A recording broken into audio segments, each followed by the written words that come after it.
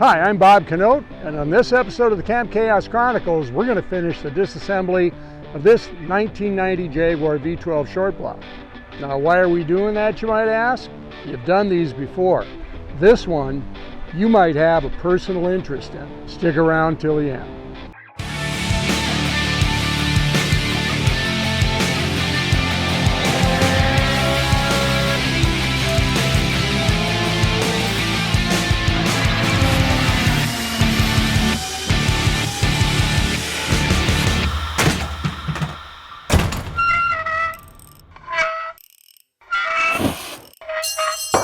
Dang it.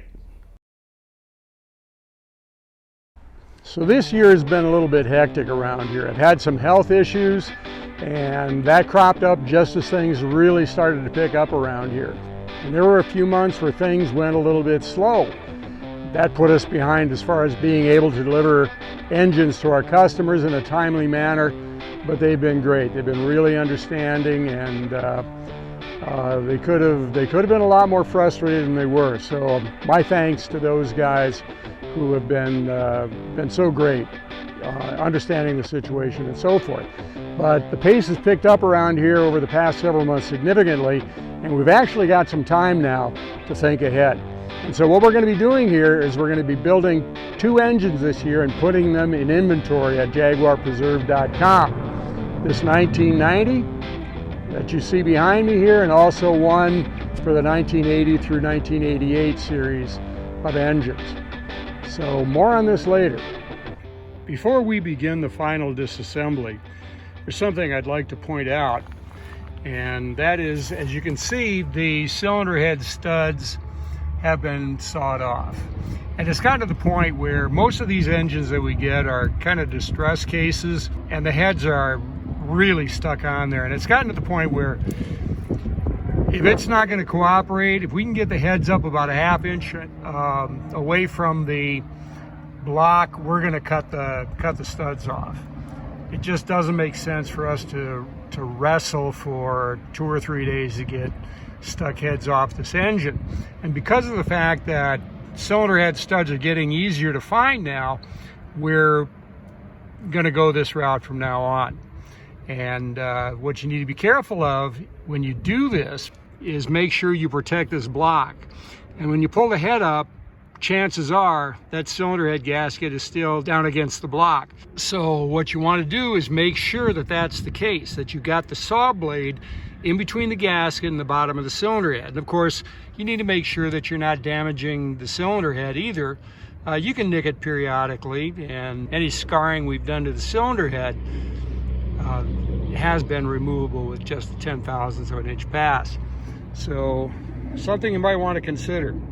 We've got studs here, and we're going to be putting them on the website here pretty soon. So something for you to consider.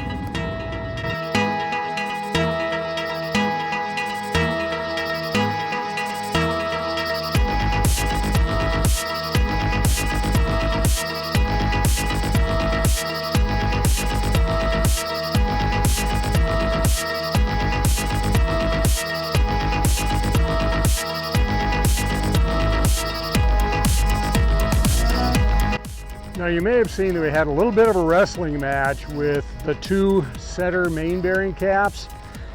What we did is we took a couple of vice grips and clamped onto them like this, and took a piece of wood to protect the block, and then a pry bar, and we pried up on one vice grip, then the other, and we kept doing that until they popped free.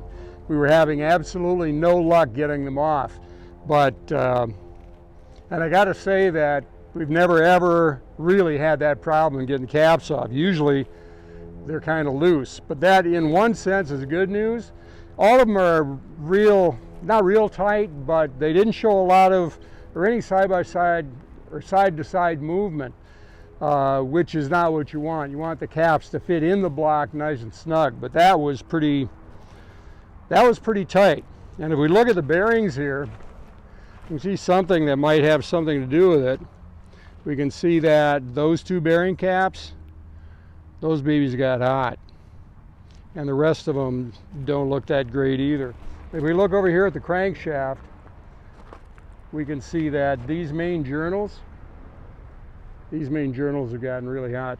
So even though that crankshaft does check out size-wise, which is probability is pretty remote, this crank is going to be ground 10 thousandths undersize. So let's get the crank out and start working on pistons.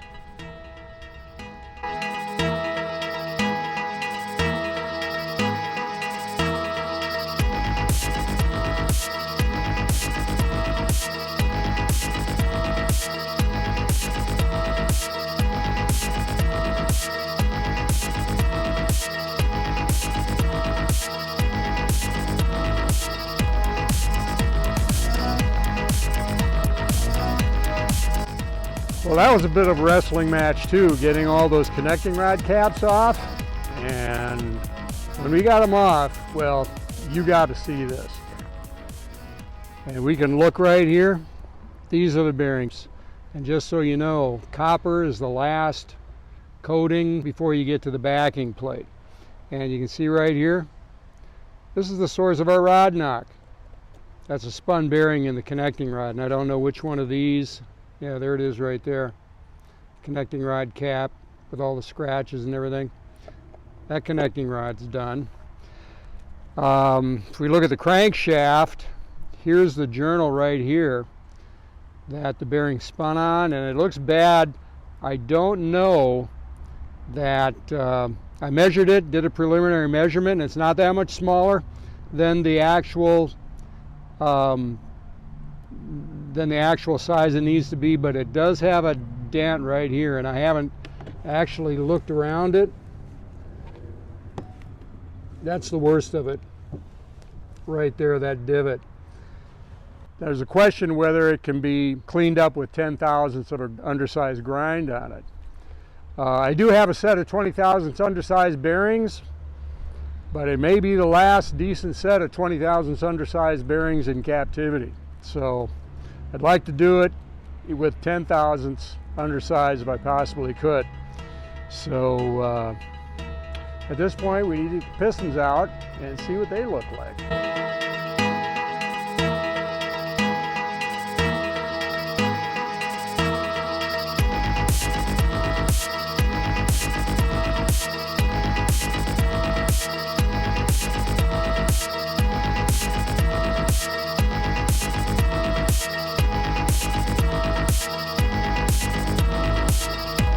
I got good news and I got bad news. Cylinder liners really look pretty good. You can see the crosshatch all the way down. There's not scoring in any of them to speak of, and the pistons themselves aren't awful, but the probability that they're going to spec out is slim to none. So that's kind of a mixed bag there, but the real bad news is right here. There's a lip right here. And I don't know if you can see that, but I'm afraid that's a deal breaker. I've never seen that before. But I think what that's done is taken this block and relegated it to coffee table status. Too bad.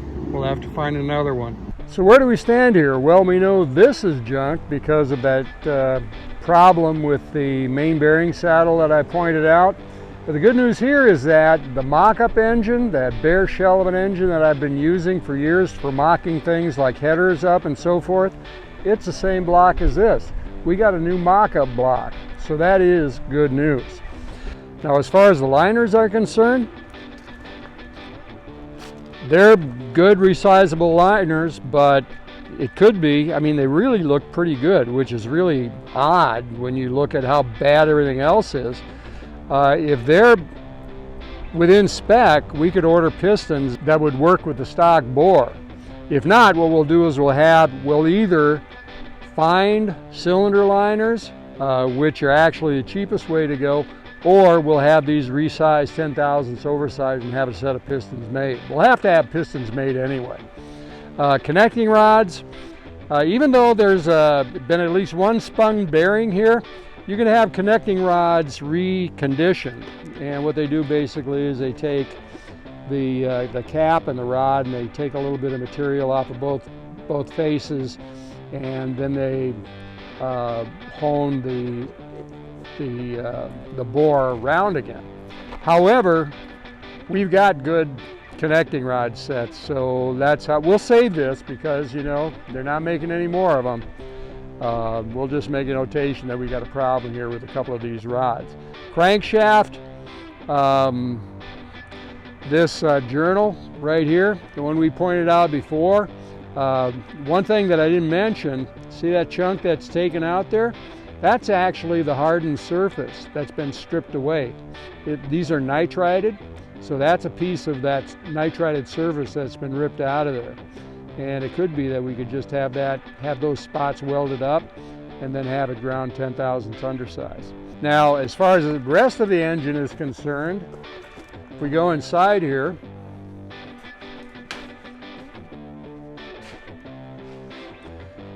our cylinder heads are good news.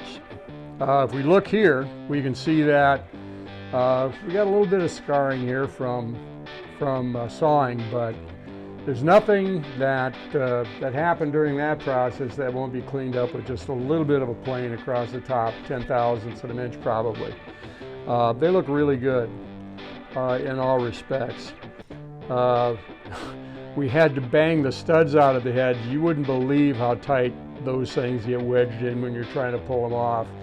Early on, what I said was that you may take a personal interest in this particular engine. Well, as I said, we're going to be adding this engine to our inventory on the JaguarPreserve.com website. And what that means is you have an opportunity to buy a Jaguar Preserve V-12 overhauled engine. So think about it. Now, if you like these videos, like, subscribe, and maybe leave some comments down below so that we can know what we can do to do what we do better. And we'll see you the next time on the Camp Chaos Chronicle.